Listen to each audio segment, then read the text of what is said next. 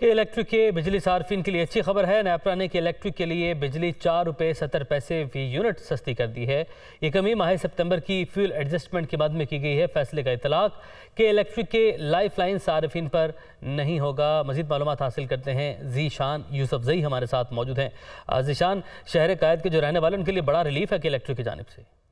जी बिल्कुल, कराची के जो बिजली सार्फिन है उनके लिए खुशी की खबर है और एक बड़ा रिलीफ दिया है कि इलेक्ट्रिक ने नेपरा ने के इलेक्ट्रिक के लिए जो उनके जो बिजली सार्फिन है उनके लिए 4 रुपए और 70 पैसे फी यूनिट जो बिजली है वो सस्ती कर दी।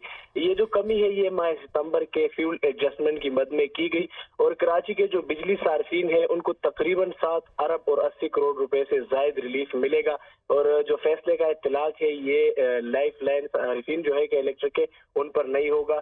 तफसीली फैसला जो नेपरा है अभी कुछ देर बाद जारी करेगा। जी ठीक है, आपने अपडेट किया, आपका बहुत शुक्रिया।